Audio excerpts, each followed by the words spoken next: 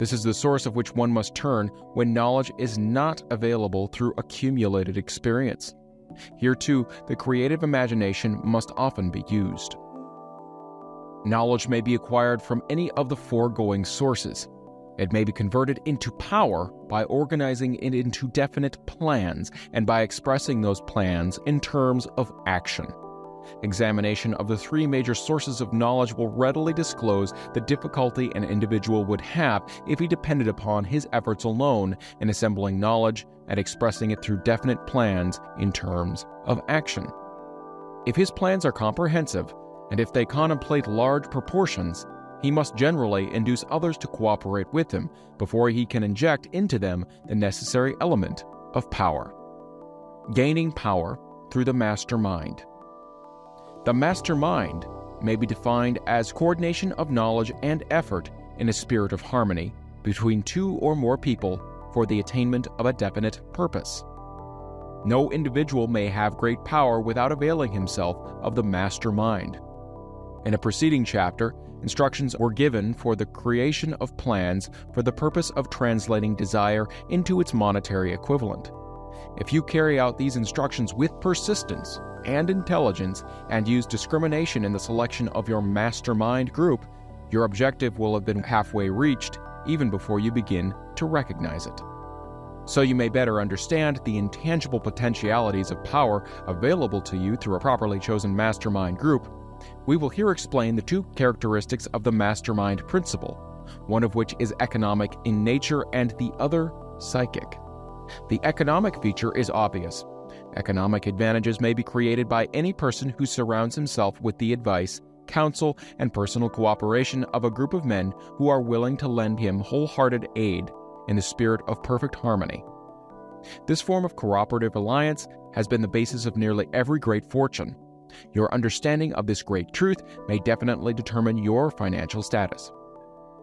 The psychic phase of the mastermind principle is much more abstract, much more difficult to comprehend, because it has reference to the spiritual forces with which the human race as a whole is not well acquainted. You may catch a significant suggestion from the statement, "No two minds ever come together without thereby creating a third, invisible, intangible force which may be likened to a third mind." Keep in mind the fact that there are only two known elements in the whole universe, energy and matter. It is a well-known fact that matter may be broken down into units of molecules, atoms, and electrons.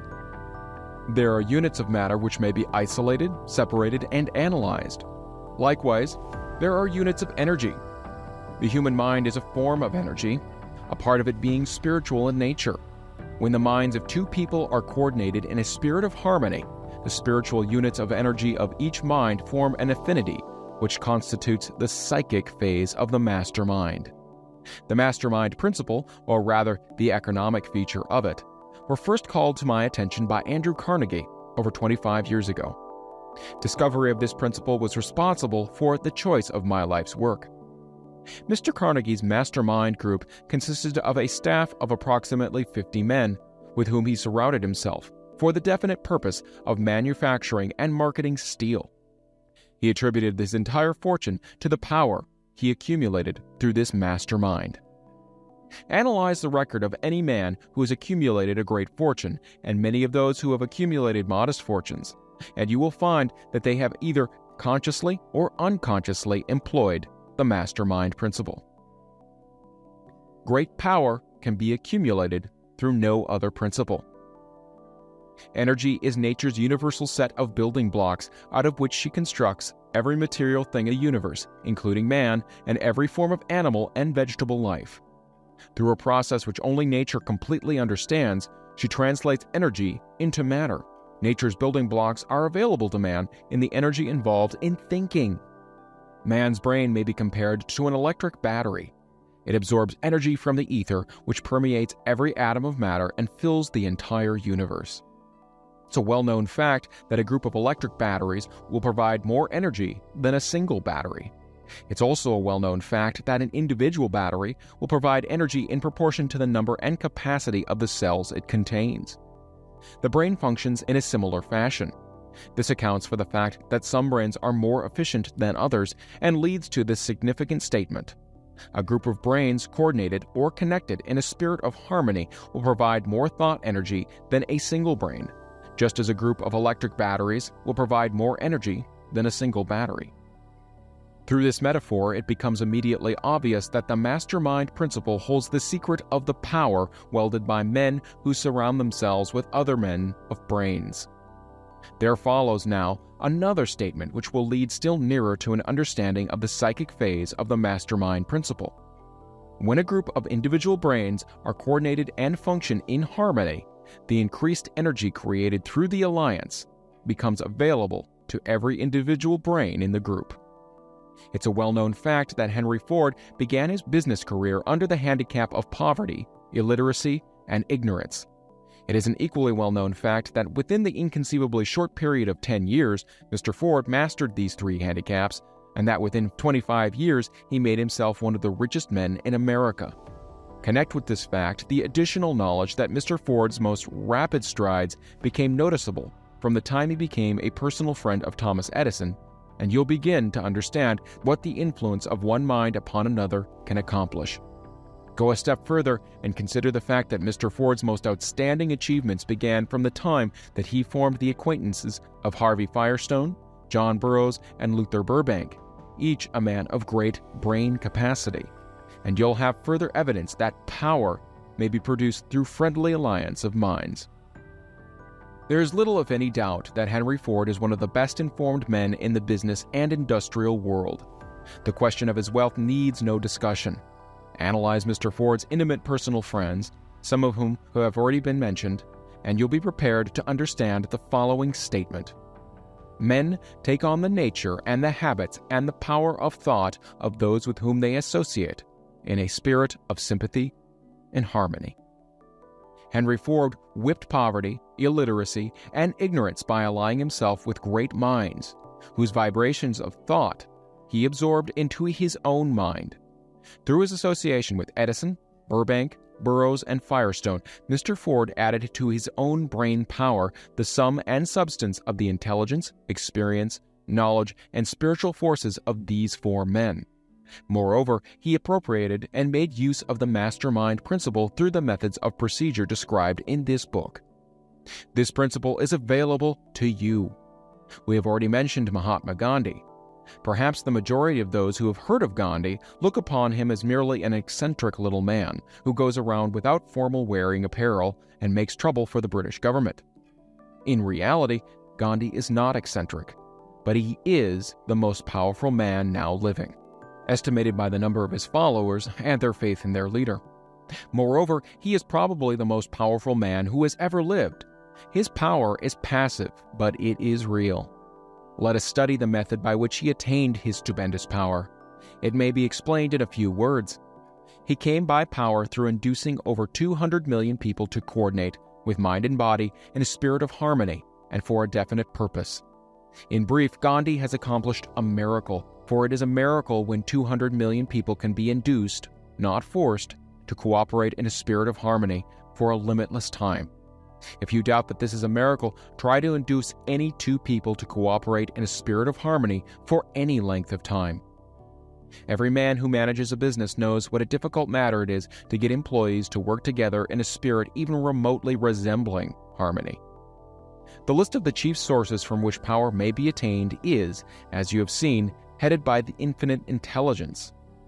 When two or more people coordinate in a spirit of harmony and work towards a definite objective, they place themselves in position through that alliance to absorb power directly from the great universal storehouse of infinite intelligence. This is the greatest of all sources of power. It is the source to which the genius turns. It is the source to which every great leader turns, whether he may be conscious of that fact or not. The other two major sources from which the knowledge necessary for the accumulation of power may be obtained are no more reliable than the five senses of man. The senses are not always reliable. Infinite intelligence does not err. In subsequent chapters, the methods by which infinite intelligence may be most readily contacted will be adequately described. This is not a course on religion. No fundamental principle described in this book should be interpreted as being intended to interfere either directly or indirectly with any man's religious habits. This book has been confined exclusively to instructing the reader how to transmute the definite purpose of desire for money into its monetary equivalent. Read, think, and meditate as you read. Soon, the entire subject will unfold and you will see it in perspective. You are now seeing the detail of the individual chapters. Money is as shy and elusive as the old-time maiden. It must be wooed and won by methods not unlike those used by a determined lover in pursuit of the girl of his choice. And coincidental as it is, the power used in the wooing of money is not greatly different from that used in wooing a maiden.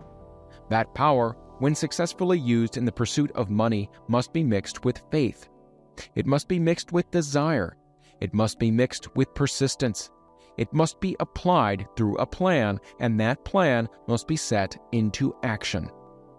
When money comes in quantities known as the big money, it flows to the one who accumulates it as easily as water flows downhill.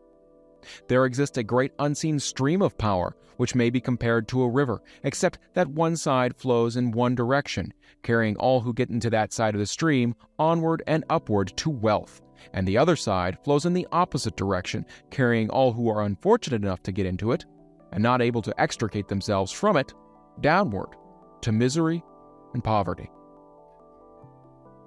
Every man who has accumulated a great fortune has recognized the existence of this stream of life. It consists of one's thinking process. The positive emotions of thought form the side of the stream which carries one to fortune. The negative emotions form the side which carries one down to poverty. This carries a thought of stupendous importance to the person who is following this book with the object of accumulating a fortune. If you are on the side of the stream of power which leads to poverty, this may serve as an oar by which you may propel yourself over into the other side of the stream. It could serve you only through application and use. Merely reading and passing judgment on it, either one way or another, will in no way benefit you. Some people undergo the experience of alternating between the positive and negative sides of the stream, being at times on the positive side and at times on the negative side. The Wall Street crash of '29 swept millions of people from the positive to the negative side of the stream. These millions are struggling, some of them in desperation and fear, to get back to the positive side of the stream. This book was written especially for these millions. Poverty and riches often change places. The crash taught the world this truth, although the world will not long remember the lesson. Poverty may, and generally does, voluntarily take the place of riches. When riches take the place of poverty, the change is usually brought out through well-conceived and carefully executed plans. Poverty needs no plan. It needs no one to aid it because it's bold and ruthless. Riches are shy and timid. They have to be attracted. Anybody can wish for riches, and most people do, but only a few know that a definite plan plus a burning desire for wealth are the only dependable means of accumulating wealth. Chapter 11. The Mystery of Sex, Transmutation. The 10th step toward riches. The meaning of the word transmute is, in simple language, the changing or transferring of one element or form of energy into another. The emotion of sex brings into being a state of mind. Because of ignorance on the subject, this state of mind is generally associated with the physical, and because of improper influences to which most people have been suggested in acquiring knowledge of sex, things essentially physical have highly biased the mind. The emotion of sex has back of it the possibility of three constructive potentialities. They are 1. The perpetuation of mankind. 2. The maintenance of health. As a therapeutic agency, it has no equal. 3. The transformation of mediocrity into genius through transmutation. Sex transmutation is simple and easily explained. It means the switching of the mind from thoughts of physical expression to thoughts of some other nature. Sex desire is the most powerful of human desires. When driven by this desire, men develop keenness of imagination, courage, willpower, persistence, and creative ability unknown to them at other times. So strong and impelling is the desire for sexual contact that men freely run the risk of life and reputation to indulge it. When harnessed and redirected along other lines, This motivating force maintains all of its attributes of keenness of imagination, courage, etc., which may be used as powerful creative forces in literature, art, or in any other profession or calling, including, of course, the accumulation of riches. The transmutation of sex energy calls for the exercise of willpower, to be sure, but the reward is worth the effort. The desire for sexual expression is inborn and natural. The desire cannot and should not be submerged or eliminated, but it should be given an outlet through forms of expression which enrich the body, mind, and spirit of man. If not given this form of outlet through transmutation, it will seek outlets through purely physical channels. A river may be dammed and its water controlled for a time, but eventually it will force an outlet. The same is true of the emotion of sex. It may be submerged and controlled for a time, but its very nature causes it to be ever-seeking means of expression. If it is not transmuted into some creative effort, it'll find a less worthy outlet. Fortunate indeed is the person who has discovered how to give sex emotion an outlet through some form of creative effort, for he has, by that discovery, lifted himself to the state of a genius. Scientific research has disclosed these significant facts. 1. The men of greatest achievement are men with highly developed sex natures, men who have learned the art of sex transmutation. 2. The men who have accumulated great fortunes and achieved outstanding recognition in literature, art, industry, architecture, and the professions were motivated by the influence of a woman. The research from which these astounding discoveries were made went back through the pages of biography and history for more than 2,000 years. Wherever there was evidence available in connection with the lives of men and women of great achievement, it indicated most convincingly that they had possessed highly developed sex natures. The emotion of sex is an irresistible force against which there can be no such opposition as an immovable body. When driven by this emotion, men become gifted with a superpower for action. Understand this truth, and you will catch the significance of the statement that sex transmutation will lift one to the status of a genius. The emotion of sex contains the secret of creative ability. Destroy the sex glands, whether in man or beast, and you have removed the major source of action. For proof of this, observe what happens in any animal after it has been castrated. A bull becomes as docile as a cow after it has been altered sexually. Sex alteration takes out of the male, whether man or beast, all the fight that he has in him. Sex alteration of the female has the same effect. The 10 mind stimuli. The human mind responds to stimuli through which it may be keyed up to high rates of vibration, known as enthusiasm, creative imagination, intense desire, etc. The stimuli to which the mind responds most freely are: 1. The desire for sex expression. 2. Love. 3. A burning desire for fame, power, or financial gain. Money. 4. Music. 5. Friendship between either those of the same sex or those of the opposite sex. 6. A mastermind alliance based upon the harmony of 2 or more people who ally themselves for spiritual or temporal advancement. 7. Mutual suffering such as that experienced by people who are persecuted. 8. Autosuggestion. 9. Fear. 10. Narcotics and alcohol. The desire for sex expression comes at the head of the list of stimuli, which most effectively step up the vibrations of the mind and start the wheels of physical action. 8 of these stimuli are natural and constructive. 2 are destructive. The list is here presented for the purpose of enabling you to make a comparative study of the major sources of mind stimulation. From this study, it will be readily seen that the emotion of sex is, by great odds, the most intense and powerful of all mind stimuli.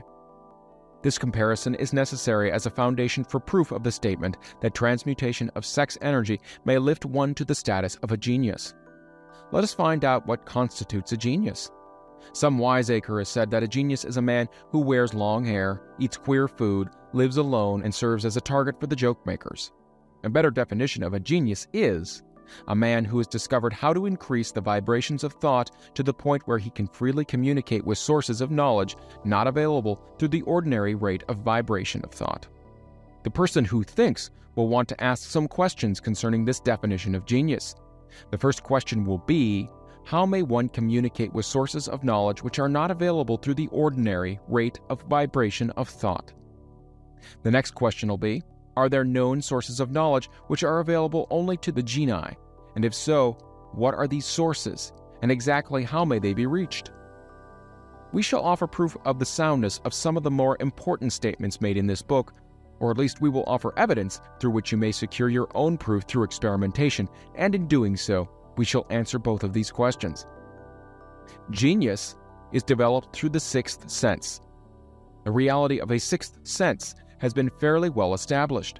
This sixth sense is creative imagination. The faculty of creative imagination is one which the majority of people never use during an entire lifetime, and if used at all, it usually happens by mere accident. A relatively small number of people use, with deliberation and purpose, afterthought, the faculty of creative imagination. Those who use this faculty voluntarily and with understanding of its functions are genii. The faculty of creative imagination is the direct link between the finite mind of man and infinite intelligence. All so-called revelations referred to in the realm of religion and all discoveries of basic or new principles in the field of invention take place through the faculty of creative imagination. When ideas or concepts flash into one's mind through what is popularly called a hunch, they come from one or more of the following sources. 1. Infinite intelligence. 2. One's subconscious mind, wherein is stored every sense impression and thought impulse which ever reached the brain through any of the 5 senses. 3. From the mind of some other person who has just released the thought or picture of the idea or concept through conscious thought. Or 4. From that other person's subconscious storehouse. There are no other known sources for which inspired ideas or hunches may be received. The creative imagination functions best when the mind is vibrating due to some form of mind stimulation at an exceedingly high rate. That is, when the mind is functioning at a rate of vibration higher than that of ordinary, normal thought.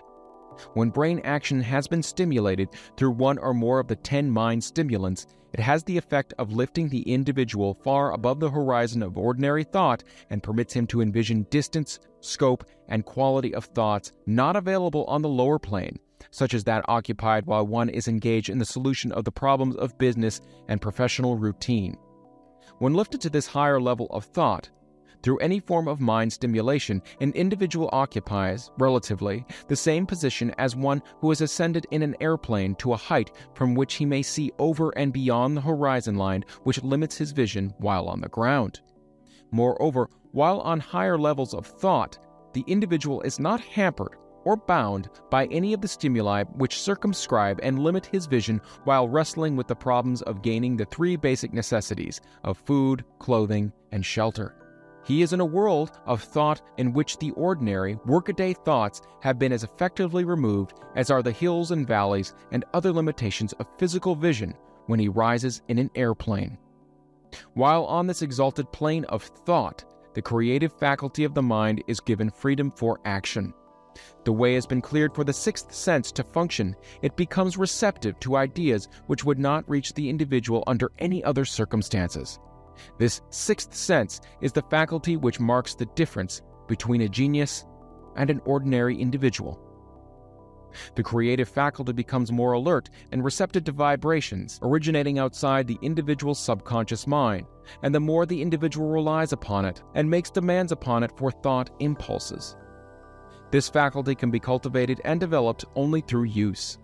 That which is known as one's conscience operates entirely through the faculty of the 6th sense. The great artists, writers, musicians, and poets became great because they acquire the habit of relying upon the still small voice which speaks from within, through the faculty of creative imagination. It is a fact well known to people who have keen imaginations that their best ideas come through so-called hunches. There is a great orator who does not attain to greatness until he closes his eyes and begins to rely entirely upon the faculty of creative imagination. When asked why he closed his eyes just before the climaxes of his oratory, he replied, "I do it because then I speak through ideas which come to me from within."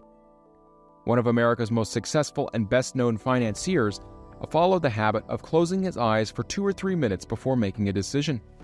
When asked why he did this, he replied, "With my eyes closed, I am able to draw upon a source of superior intelligence." The late Dr. Elmer R. Gates of Chevy Chase, Maryland, created more than 200 useful patents, many of them basic, through the process of cultivating and using the creative faculty. His method is both significant and interesting to one interested in attaining the status of genius, in which category Dr. Gates unquestionably belonged. Dr. Gates was one of the really great, though less publicized, scientists of the world.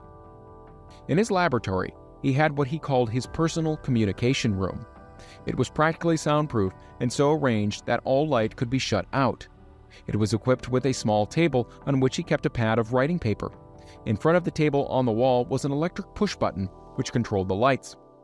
When Dr. Gates desired to draw upon the forces available to him through his creative imagination, he would go into this room, seat himself at the table, shut off the lights, and concentrate upon the known factors of the invention on which he was working, remaining in that position until ideas began to flash into his mind in connection with the unknown factors of the invention.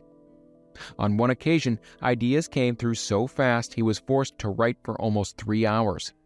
When the thoughts stopped flowing and he examined his notes, he found they contained a minute description of principles which had no parallel among the known data of the scientific world.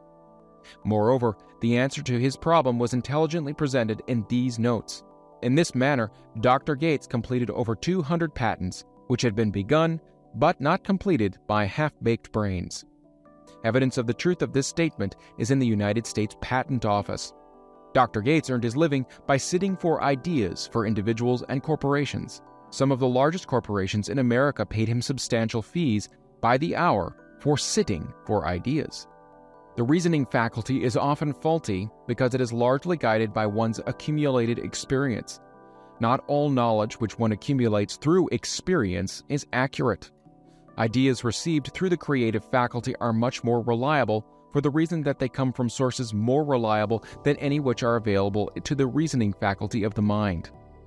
The major difference between the genius and the ordinary crank inventor may be found in the fact that the genius works through this faculty of creative imagination, while the crank knows nothing of this faculty.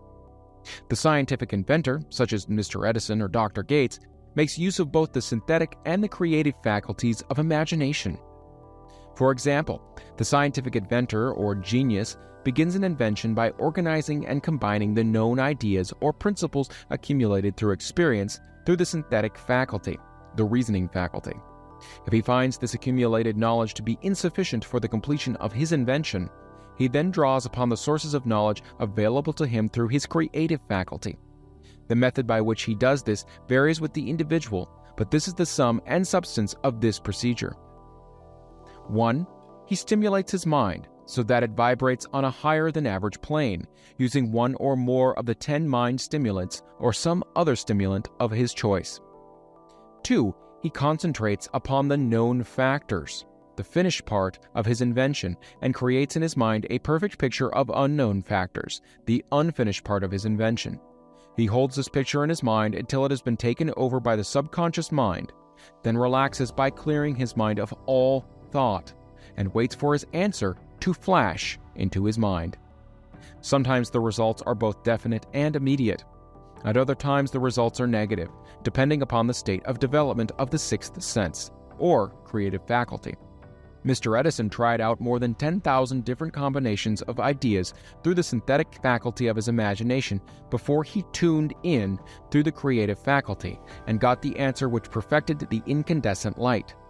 His experience was similar when he produced the talking machine. There is plenty of reliable evidence that the faculty of creative imagination exists.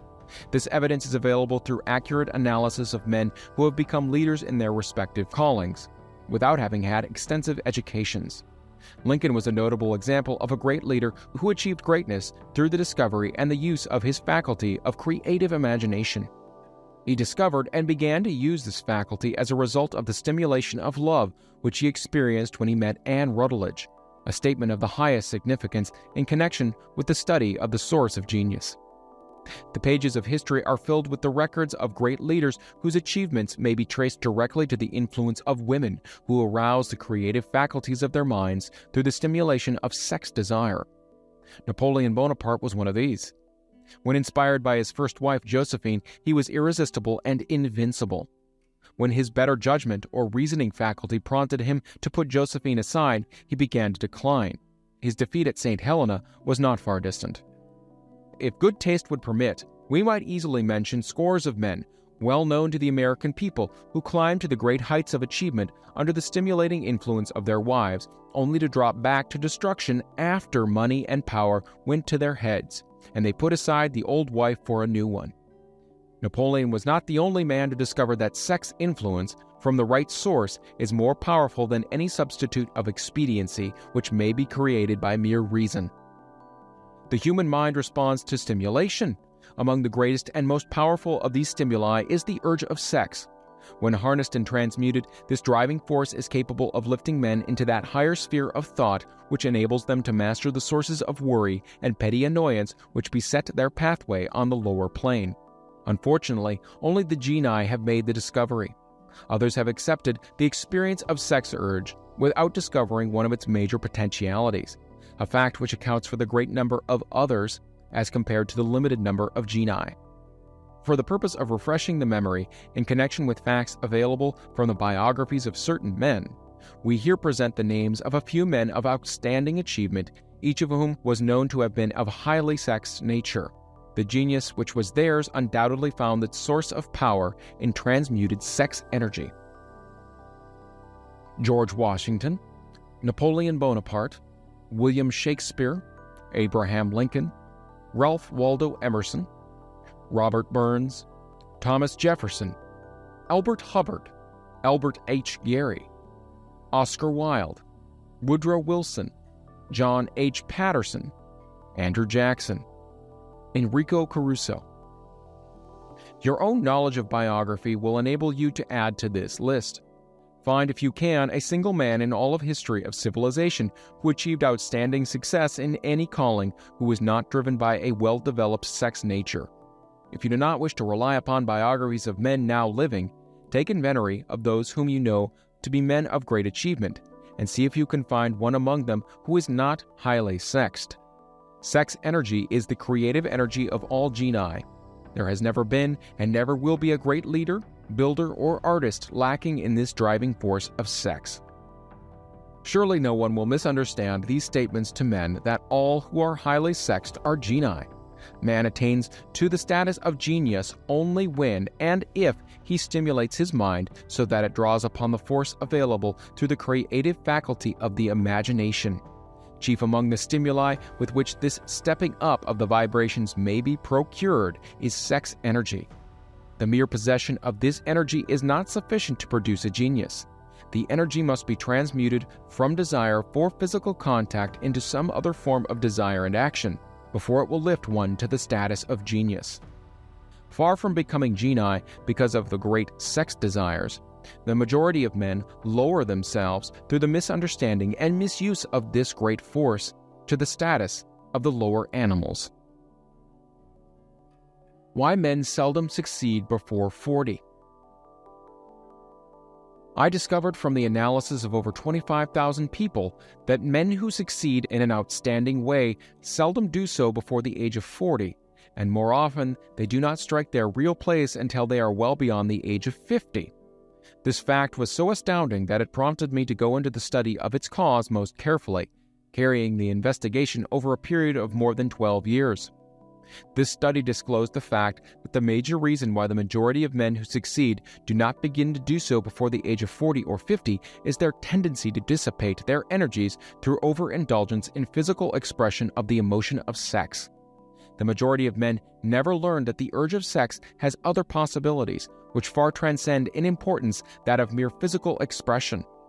The majority of those who make this discovery do so after having wasted many years at a period when the sex energy is at its height, prior to the age of 45 to 50.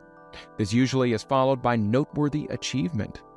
The lives of many men up to and sometimes well past the age of 40 reflect continued dissipation of energies which could have been more profitably turned into better channels. Their finer and more powerful emotions are sown wildly to the four winds. Out of this habit of the male grew the term sowing his wild oats.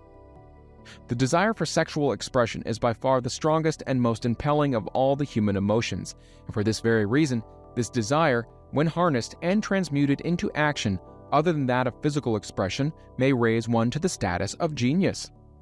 One of America's most able businessmen frankly admitted that his attractive secretary was responsible for most of the plans he created. He admitted that her presence lifted him to the heights of creative imagination, such as he could experience under no other stimulus. One of the most successful men in America owes most of his success to the influence of a very charming young woman who has served as his source of inspiration for more than 12 years. Everyone knows that man to whom this reference is made, but not everyone knows the real source of his achievements. History is not lacking in examples of men who attained the status of genii as a result of the use of artificial mind stimulus in the form of alcohol and narcotics. Edgar Allan Poe wrote The Raven while under the influence of liquor, dreaming dreams that mortal never dared to dream before. James Whitcomb Riley did his best writing while under the influence of alcohol. Perhaps it was thus he saw the ordered intermingling of the real and the dream, the mill above the river and the mist above the stream. But let it be remembered that many such men have destroyed themselves in the end. Nature has prepared her own potions with which men may safely stimulate their minds so they vibrate on a plane that enables them to tune in to fine and rare thoughts which come from no one knows where. No satisfactory substitute for nature's stimulants has ever been found. It is a fact well known to psychologists that there is a very close relationship between sex desires and spiritual urges, a fact which accounts for the peculiar behavior of people who participate in orgies known as religious revivals, common among the primitive types. The world is ruled and the destiny of civilization is established by the human emotions. People are influenced in their actions not by reason so much as by feelings. The creative faculty of the mind is set into action entirely by emotions, and not by cold reason. The most powerful of all human emotions is that of sex. There are other mind stimulants, some of which have been listed, but no one of them, nor all of them combined, can equal the driving power of sex. A mind stimulant is any influence which will either temporarily or permanently increase the vibrations of thought. The 10 major stimulants described are those most commonly resorted to. Through these sources, one may commune with infinite intelligence or enter, at will, the storehouse of the subconscious mind, either one's own or that of another person, a procedure which is all there is of genius. A teacher who has trained and directed the efforts of more than 30,000 salespeople made the astounding discovery that highly sexed men are the most efficient salesmen. The explanation is that the factor of personality, known as personal magnetism, is nothing more or less than sex energy. Highly sexed people always have a plentiful supply of magnetism. Through cultivation and understanding, this vital force may be drawn upon and used to great advantage in the relationships between people. This energy may be communicated to others through the following media. 1. The handshake. The touch of the hand indicates instantly the presence of magnetism or lack of it. 2. The tone of voice. Magnetism or sex energy is the factor with which the voice may be colored or made musical and charming. 3. Posture and carriage of body. Highly sexed people move briskly and with grace and ease. 4. The vibrations of thought. Highly sexed people mix the emotion of sex with their thoughts, or may do so at will, and in that way may influence those around them. 5. Body adornment. People who are highly sexed are usually very careful about their personal appearance. They usually select clothing of a style becoming to their personality, physique, complexion, etc. When employing salesmen, the more capable sales manager looks for the quality of personal magnetism as the first requirement of a salesman. People who lack sex energy will never become enthusiastic or inspire others, and enthusiasm is one of the most important requisites in salesmanship, no matter what one is selling. The public speaker, orator, preacher, lawyer, or salesman who is lacking in sex energy is a flop as far as being able to influence others is concerned. Couple this with the fact that most people can be influenced only through an appeal to their emotions, and you will understand the importance of sex energy as a part of the salesman's native ability. Master salesmen attain the status of mastery in selling because they, either consciously or unconsciously, transmute the energy of sex into sales enthusiasm. In this statement may be found a very practical suggestion as to the actual meaning of sex transmutation. The salesman who knows how to take his mind off the subject of sex and direct it in sales effort with as much enthusiasm and determination as he would apply to its original purpose has acquired the art of sex transmutation, whether he knows it or not. The majority of salesmen who transmute their sex energy do so without being in the least aware of what they are doing or how they're doing it. Transmutation of sex energy calls for more willpower than the average person cares to use for this purpose. Those who find it difficult to summon willpower sufficient for transmutation may gradually acquire this ability. Though this requires willpower, the reward for the practice is more than worth the effort. The entire subject of sex is one with which the majority of people appear to be unpardonably ignorant. The urge of sex has been grossly misunderstood, slandered, and burlesqued by the ignorant and evil-minded for so long that the very word sex is seldom used in polite society. Men and women who are now known to be blessed, yes blessed, with highly sexed natures are usually looked upon as being people who will bear watching. Instead of being called blessed, they're usually called cursed. Millions of people, even in this age of enlightenment, have inferiority complexes which they developed because of this false belief that a highly sexed nature is a curse. These statements of the virtue of sex energy should not be construed as justification for the libertine. The emotion of sex is a virtue only when used intelligently and with discrimination. It may be misused and often is to such an extent that it debases instead of enriches both body and mind. The better use of this power is the burden of this chapter. It seemed quite significant to the author when he made the discovery that practically every great leader whom he had the privilege of analyzing was a man whose achievements were largely inspired by a woman. In many instances, the woman in the case was a modest, self-denying wife of whom the public had heard but little or nothing. In a few instances, the source of inspiration has been traced to the other woman. Perhaps such cases may not be entirely unknown to you. Intemperance in sex habits is just as detrimental as intemperance in habits of drinking and eating.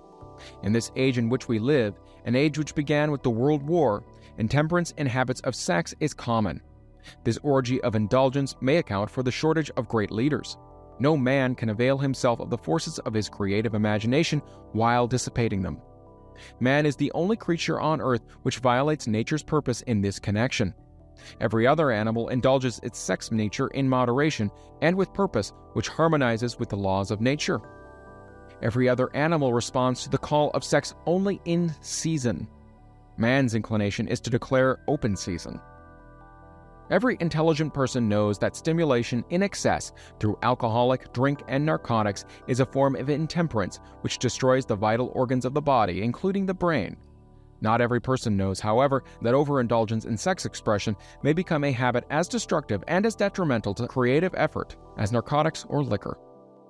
A sex-mad man is not essentially different than a dope-mad man. Both have lost control over their faculties of reason and willpower. Sexual overindulgence may not only destroy reason and willpower, but it may also lead to either temporary or permanent insanity. Many cases of hypochondria, imaginary illness, grow out of habits developed in ignorance of the true function of sex. From these brief references to the subject, it may be readily seen that ignorance on the subject of sex transmutation forces stupendous penalties upon the ignorant on the one hand and withholds from them equally stupendous benefits on the other. Widespread ignorance on the subject of sex is due to the fact that the subject has been surrounded with mystery and beclouded by dark silence. The conspiracy of the mystery and silence has had the same effect upon the minds of young people that the psychology of prohibition had. The result has been increased curiosity and desire to acquire more knowledge on this verboten subject, and to the shame of all lawmakers and most physicians, by training best qualified to educate youth on the subject, information has not been made easily available. Seldom does an individual enter upon highly creative efforts in any field of endeavor before the age of 40. The average man reaches the period of his greatest capacity to create between 40 and 60. These statements are based upon analysis of thousands of men and women who have been carefully observed. They should be encouraging to those who fail to arrive before the age of 40 and to those who become frightened at the encroachment of old age around the 40-year mark. The years between 40 and 50 are, as a rule, the most fruitful. Men should approach this age not with fear and trembling, but with hope and eager anticipation. If you want evidence that most men do not begin to do their best work before the age of 40, study the records of the most successful men known to the American people, and you'll find it. Henry Ford did not hit his pace of achievement until he had passed the age of 40. Andrew Carnegie was well past 40 before he began to reap the reward of his efforts. James J. Hill was still running a telegraph key at the age of 40. His stupendous achievements took place after that age. Biographies of American industrialists and financiers are filled with evidence that the period from 40 to 60 is the most productive age of man. Between the ages of 30 and 40, man begins to learn, if he ever learns, the art of sex transmutation. This discovery is generally accidental, and more often than otherwise, the man who makes it is totally unconscious of this discovery. He may observe that his powers of achievement have increased around the age of 35 to 40, but in most cases, he isn't familiar with the cause of this change. That nature begins to harmonize the emotions of love and sex in the individual between the ages of 30 and 40, so that he may draw upon these great forces and apply them jointly as stimuli to action. Sex alone is a mighty urge to action, but its forces are like cyclones. They are often uncontrollable. When the emotion of love begins to mix itself with the emotion of sex, the result is calmness of purpose, poise, accuracy of judgment, and balance. What person who has attained the age of 40 is so unfortunate as to be unable to analyze these statements and to corroborate them by his own experience? When driven by his desire to please a woman based solely upon the emotion of sex, a man may be, and usually is, capable of great achievement, but his actions may be disorganized, distorted, and totally destructive. When driven by his desire to please a woman based upon the motive of sex alone, a man may steal, cheat, and even commit murder. But when the emotion of love is mixed with the emotion of sex, that same man will guide his actions with more sanity, balance, and reason. Criminologists have discovered that the most hardened criminals can be reformed through the influence of a woman's love. There is no record of a criminal having been reformed solely through the sex influence. These facts are well known, but their cause is not. Reformation comes, if at all, through the heart, or the emotional side of man, not through his head or reasoning side. Reformation means a change of heart. It does not mean a change of head. A man may, because of reason, make certain changes in his personal conduct to avoid the consequences of undesirable effects. But genuine reformation comes only through a change of heart, through a desire to change. Love, romance, and sex are all emotions capable of driving men to heights of superachievement. Love is the emotion which serves as a safety valve and ensures balance, poise, and constructive effort. When combined, these three emotions may lift one to an altitude of a genius. Those are genii, however, who know but little of the emotion of love. Most of them may be found engaged in some form of action which is destructive, or at least not based upon justice and fairness towards others. If good taste would permit, a dozen genii could be named in the field of industry and finance who ride ruthlessly over the rights of their fellow men. They seem totally lacking in conscience. The reader can easily supply his own list of such men. The emotions are states of mind. Nature has provided man with a chemistry of the mind, which operates in a manner similar to the principles of chemistry of matter. It is a well-known fact that, through the aid of chemistry of matter, a chemist may create a deadly poison by mixing certain elements, none of which are in themselves harmful in the right proportions. This emotion may likewise be combined so as to create a deadly poison. The emotions of sex and jealousy, when mixed, may turn a person into an insane beast. The presence of any one or more of the destructive emotions in the human mind, through the chemistry of the mind, sets up a poison which may destroy one's sense of justice and fairness. In extreme cases, the presence of any combination of these emotions in the mind may destroy one's reason. The road to genius consists of the development, control, and use of sex, love, and romance. Briefly, the process may be stated as follows. Encourage the presence of these emotions as the dominating thoughts in one's mind, and discourage the presence of all the destructive emotions. The mind is a creature of habit. It thrives upon the dominating thoughts fed it. Through the faculty of willpower, one may discourage the presence of any emotion and encourage the presence of any other. Control of the mind through the power of will is not difficult. Control comes from